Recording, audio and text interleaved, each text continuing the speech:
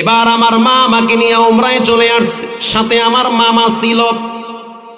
উমরার সফরে যখন আসছে আমার মামা আর আমার মা আর আমি তিনজনে, আমার মামা চলে গেল তায়েফে কোনো একটা কাজে। আমার মা আর আমি দুইজনে সিদ্ধান্ত নিলাম তাওয়াফ করব। তাওয়াফ করব।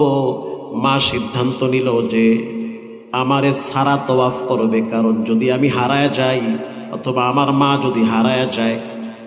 এজন্য আমার মা আমাকে বলেছে, আব্দুর রহমান, মাকামে ইব্রাহিমের পাশে একটু দাঁড়াও, আমি তাওয়াফ শেষ করে তোমাকে নিয়ে সাই যাব। আব্দুর রহমান ওখানে দাঁড়িয়ে আছে, তার মা তাওয়াফ করতেছে।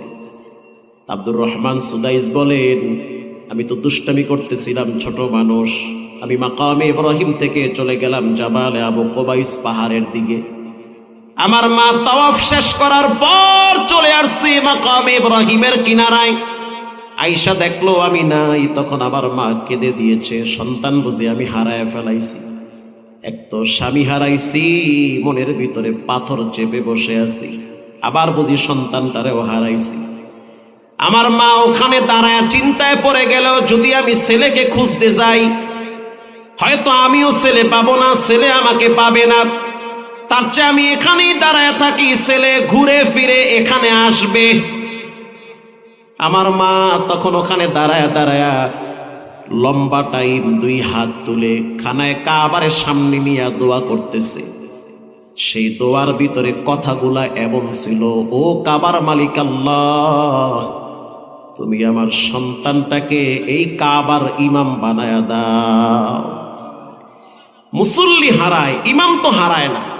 যেহেতু আমি আমার সন্তানকে খুঁজে পাই না, অতএব যদি আমার সন্তান এই কাবার ইমাম হয় তখন তো আর খোঁজা লাগবে না, এমনি পেয়ে যাব। ইন দি মিন টাইমে আমি মায়ের পিছনে দাঁড়ায়া মায়ের কথাগুলো শুনতেছি। আমি দুষ্টামি করি, মায়ের পিছনে দাঁড়ায়া হাত তুলছি। মা যখন দোয়া করতেছে তখন পিছনে আমি বলতেছি আমিন। যখন আমিন বলছি, হয়তো আল্লাহ রাব্বুল আলামিন ওই টাইমে মায়ের দোয়া কবুল করেছে। এরপরে মাদ্রাসায় ভর্তি করলো, কয়েকদিনে কোরআনের হাফেজ হয়ে গেলাম। আল্লাহ রাব্বুল আলামিন কালের আবর্তনে বাইতুল্লাহর ইমাম বানাইছে। 36 বছর পর্যন্ত তিনি খানায় কাবায় ইমামতি করে। বয়স হয়ে গেছে, বুড়া হয়ে গেছে, এখনো যখন তেলাওয়াত করে মনে হয় তরুণ নওজোয়ান যুবক তেলাওয়াত করতেছে। প্রিয় যুবক ভাইরা, আমার মায়ের দোয়া নেন, কোরআন তেলাওয়াত করেন, পারেন না তো 2টা আয়াত তেলাওয়াত করেন। রাস্তায় হাঁটতেছেন, ফাঁকে একটা আয়াত তেলাওয়াত করেন। বিছানায় শুয়ে আছেন, ঘুমাবার আগে পারেন না তো একটা সূরা তেলাওয়াত করেন। ও পর্দার ভিতরের মা বোনেরা, কিছুই যদি না জানেন কমপক্ষে সূরা ইখলাস করে বিছানায় শুয়ে পড়েন। আল্লাহ রাব্বুল আলামিন বলেন, ইন্নাল্লাযীনা ইয়াতলুনা কিতাবাল্লাহ, 1 নম্বরে যারা কোরআন তেলাওয়াত করে, ওয়া আকামুস সালাহ, 2 নম্বরে যারা নামাজ কায়েম করে, ওয়া আনফাকু মিম্মা রাযাকনাহুম সিররাও ওয়া আলানিয়াতান ইয়ারজুনা তিজারাতাল লান তাবুর, 3 নম্বরে আল্লাহর রাস্তায় যারা দান খায়রাত করে। এই 3টা আমল যার জীবনে থাকবে তার জন্য রব্বুল আলামিন নিরাপদে জান্নাতের গেট খুলে দিবে। কোরআন দলিল। কেউ যদি কোরআন তেলাওয়াত করে, পারি না তো কোরআনওয়ালাদের সঙ্গী হন। মাঝে মাঝে রাত্র 3টায় 4টায় গিয়া মাদ্রাসায় কোরআনওয়ালাদের পাশে একটু বসেন, মনে হবে পৃথিবীর সবচেয়ে শান্তিময় জায়গায় বসে আছেন। এজন্য যুবক ভাইয়েরা, মুরব্বী বাবারা, বিনয়ের সহিত বলি, জীবনে মা বাবার সাথে বেয়াদবি করবেন না, হারাম খাবেন না। পারলে মাদ্রাসার বন্ধু হন, না পারলে বিরোধিতা করবেন না, পারলে উৎসাহিত করেন, না পারলে 1 মাইল দূরে থাকেন। কখনোই খোসাখুসি করবেন না, নামাজ ছেড়ে দিয়েন না, হারাম খায়েন না, আম্মা আম্মার সাথে বেয়াদবি করিয়েন না। তৈয়ার হয়ে যান, যে কোনো সময় কবরে যেতে হবে। দিলটা যদি নরম থাকে, তওবার নিয়াইতে 2টা হাত আল্লাহকে দেখায়া দেন। নারায়ে তাকবীর।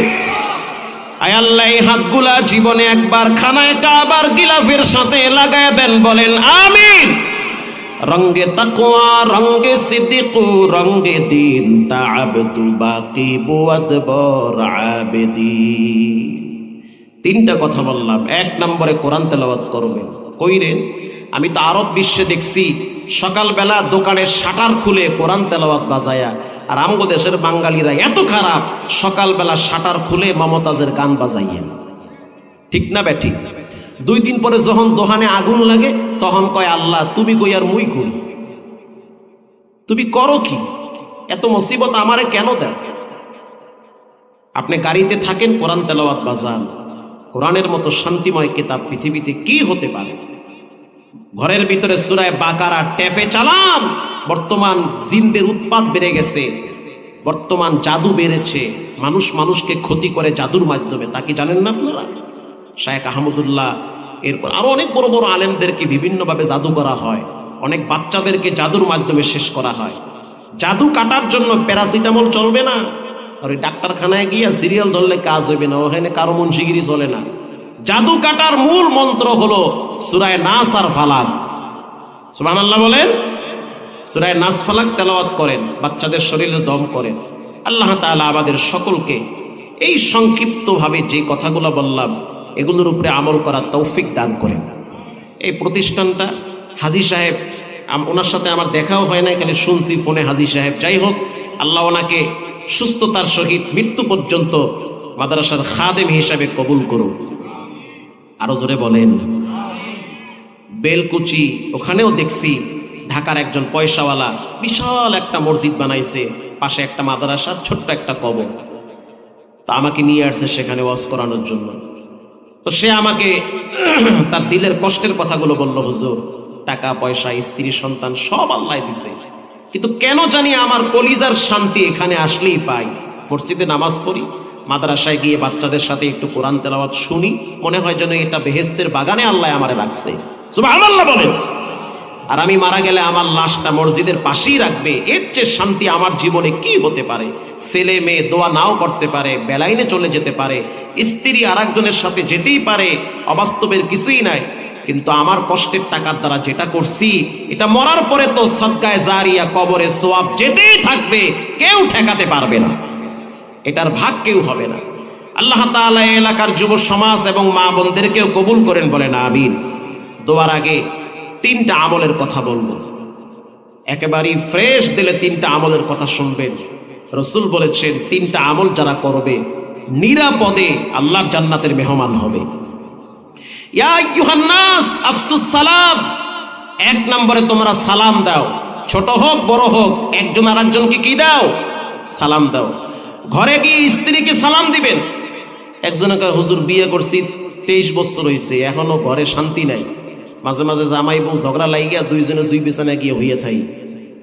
আমি বললাম তাবিজও তো আমার কাজ হয় না, তাবিজ পারিও না, পানি ভরায় অ্যাকশন আগের মতো নাই, মানুষের বাড়ি খাই, কেটা কেমনে খাওয়ায় আল্লাহই জানে, আগের মতো আর ধার পাই না পানি ভরায়।